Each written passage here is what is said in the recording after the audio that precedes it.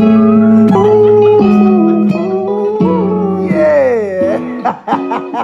We coolin' in the motherfucking dojo.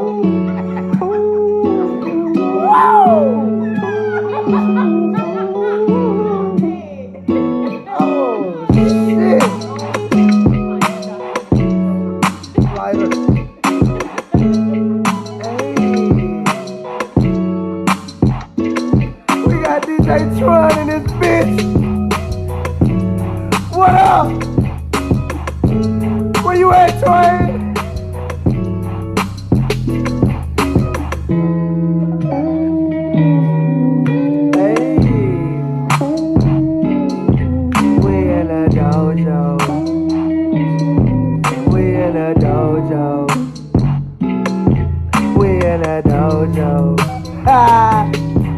Tronn in the dojo.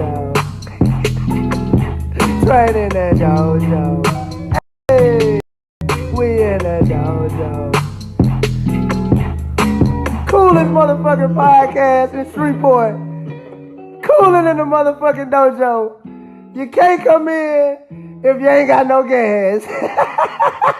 Cigarette butts, wood tips, leave them at the door. And the Reggie. DJ Tronn, where you been? What's happening with you, baby? It's your boy DJ Tronn, and we coolin' in the dojo. I got my player partner in the building, Justen Jackson, man. What's happening with you, baby? How you feeling, man? What's up, bro? I'm good. I'm blessed. Oh, man, what you been up to, bro? Working. Right, man. Working. Hey, money is the root. You see what I'm saying? You trying to get to it. You know what I mean? On some shit, bro. Look, hey, man. Last time we talked, it was on live on Broadway. You know what I mean? When I first got into the podcast game. Yeah. You know what I mean? And you had dropped something on me that just touched my heart. You see what I'm saying? At the time, I didn't know you, but Broadway put me on game about you. And, bro, like, it's just this one song. I listen to it every day. Real shit. Like, it especially touched me when I'm going through something. For sure. You see what I'm saying? Bro, like, you make that type of music for me. You know what I mean? I be wanting to be selfish because I be wanting to put people on you because you see what I'm saying? Because you be like, I don't want, hey, this is my shit. I don't want to be like, hey, you see. But I get you got to transfer people on. You know what I mean? Get your music heard and whatnot. Hey, so if the song I'm talking about is Mistake. You know what I mean? Yeah, like that's my jam. The whole project jam. Yeah. But that's my jam. I play it every day. My girl loved that song. She loved that song. I don't know what you was in on that day. I don't know if you was drunk or you know what I mean, or how you was feeling that day, but bro, you did that shit. You see what I'm saying? I just had to give you your roses right now, bro. So let's stick to it. Now let's get started from the beginning, bro. Who is Justen Jackson? I am black man from the Cooper Road, born and raised. Okay. Yeah, from the Cooper Road. From that island, yeah. Born and raised right down there. Come on, dog. Born and raised there. I'm hard working, love music, all about my family. So that's me. Hey, the simple guy, man. Ain't too much. Ain't too much sneakerhead, nerd when it comes to like comic book, movie type stuff, big movie head. That's what you You see, you hear these ladies, huh? He ain't out here thugging. It's a simple dude that make great music. You know what I mean? You need to listen to him on some shit. You know, I'm just trying to put them on. But bro, I got to ask you, bro. Let's start from the beginning of the situation, dog. Like, how did you? I know Justen Jackson is your name, but did it always your stage name was always Justen Jackson? No, it wasn't. Don't talk to me. It wasn't. I'm gonna take it back. When I first started wanting to rap, I was probably like in middle school, high school.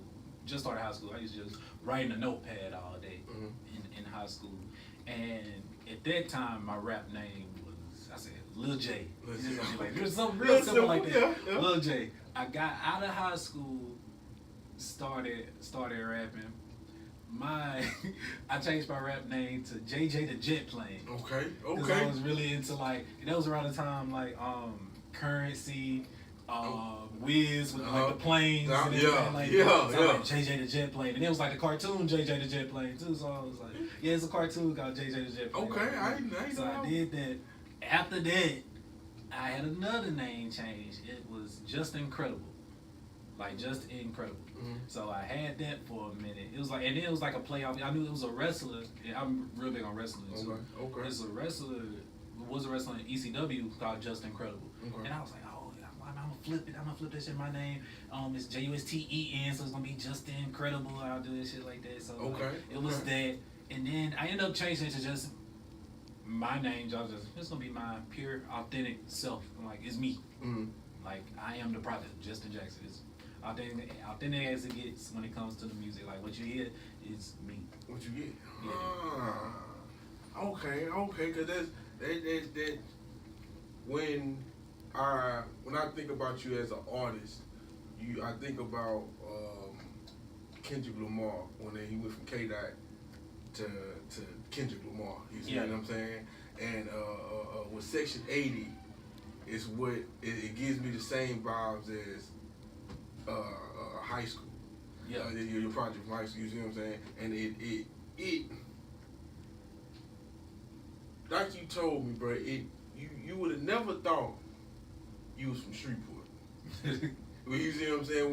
When you hear the project, you kind of just like, well, damn, dog. Like he a Cali artist, or is he from Atlanta, or you know what I mean? But you on there spitting.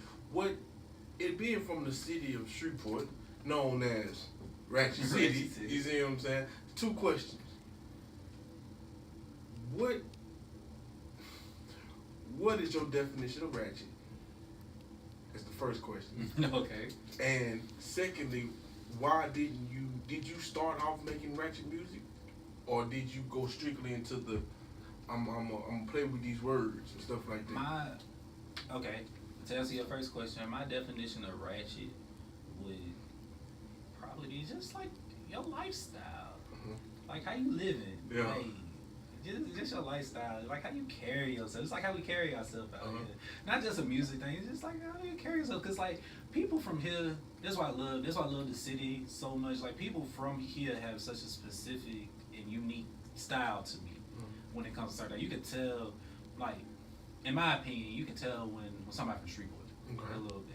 At least like I ain't gonna say average, but like the normal Shreveport person can tell you, like, okay, I can tell you from Shreveport. Yeah. Or I can tell you from Louisiana. Like say people be like, oh yeah, you from BR, or you from like, oh, you from Shreveport. I can tell you. Like the average hood nigga from Shreveport, like that's from like a Cedar Grove, Cook Road, all that. You can tell. Yeah, you're right. And like that's the way they carry themselves. It's just a whole lifestyle. You know what I'm saying? It's as far as my music, I never made ratchet music. What inspired me to rap a long time ago, like I said, I've been writing since like middle school. When I was 13, 14 years old, my biggest rap inspiration is Jay-Z. Okay, all right. That's who started me to rapping. Because when I was 13, 14, and the Black album had came out by Jay-Z, his supposed last album. Okay. I heard that album, and I was like, bruh, this is spitting. I was like, this is rap. So like, that really got me on music real heavy, and then Kanye dropped right after that. College Dropout? Yeah, College Dropout. Okay. And that just really took it to the next level for me.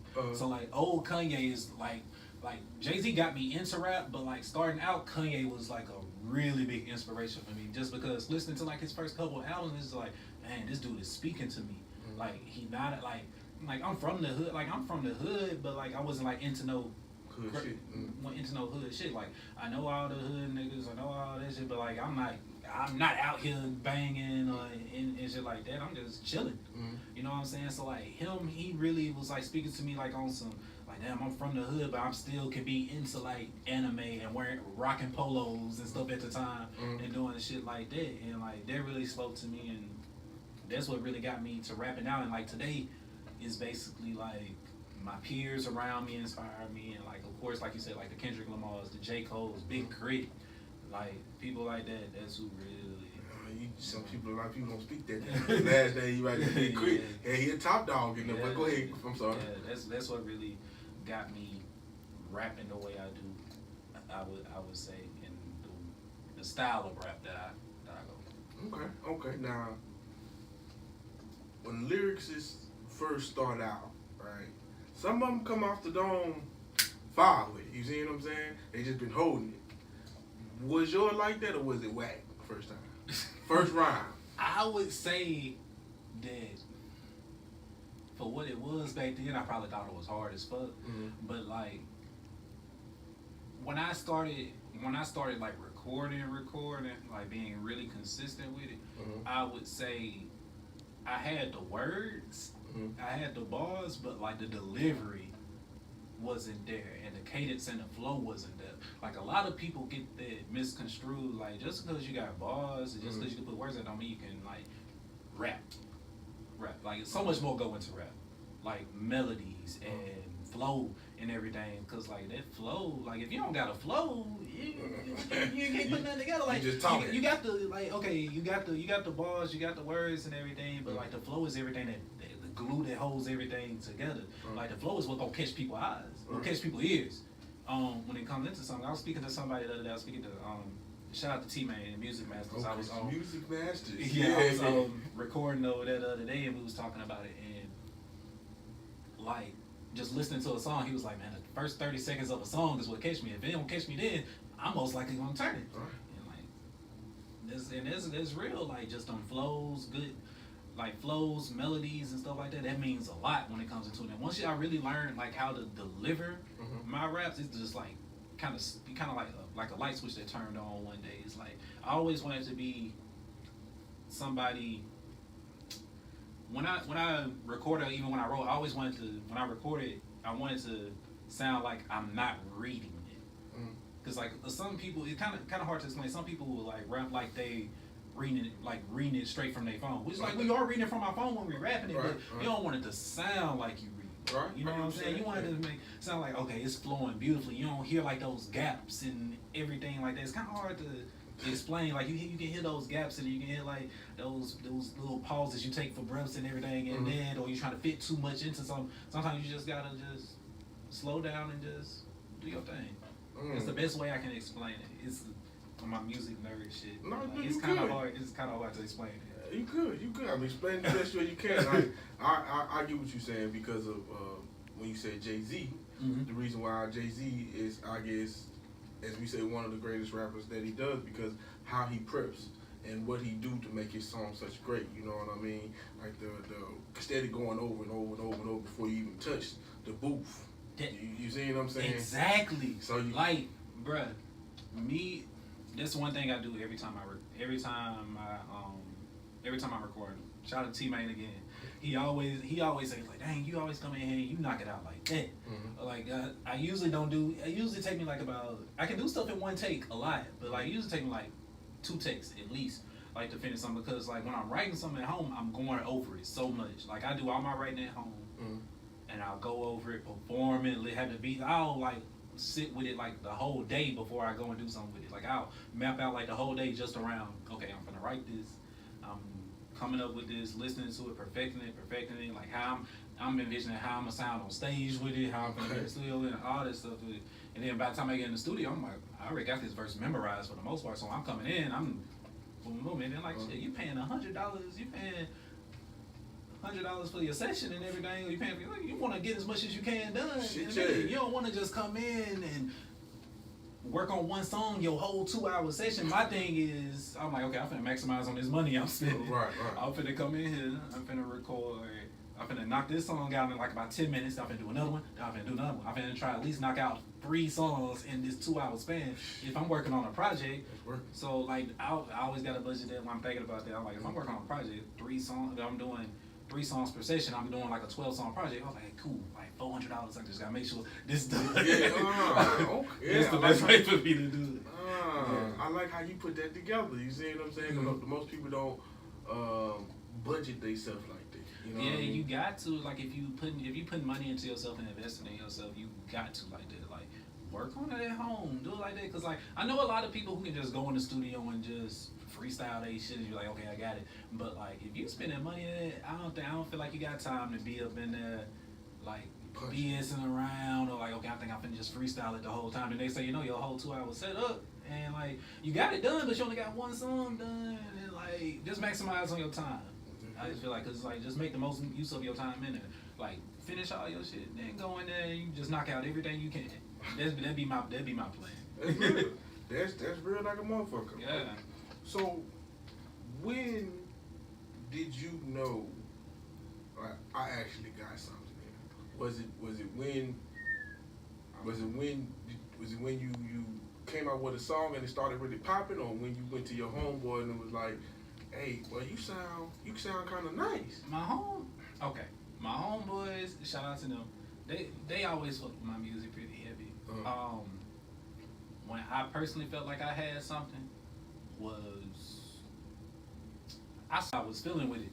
So I was like, okay, I think I got something here. And as I just got more consistent with it, we was talking about shows earlier, start booking more shows that year. I think that year I did like 12 shows that year. Okay. I did like 12 shows. I dropped hella projects, well, hella songs.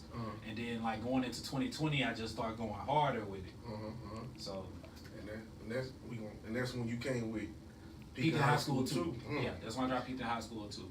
That's that yeah right there. That's that whole project with that and I feel like that was like another milestone, because in Peaked in High School 2, that was like one of the first times I said I'm gonna invest in myself. Because like before I was like recording like with my homeboys like at their crib and everything. Shout out to them for always helping me with that. Mark, Kendall, and all of them helping me with them because they rap too. So like anytime I had something to do, I'm like, so I'm gonna come on there and record this song. And you're like, oh, for sure. I'm like, cool.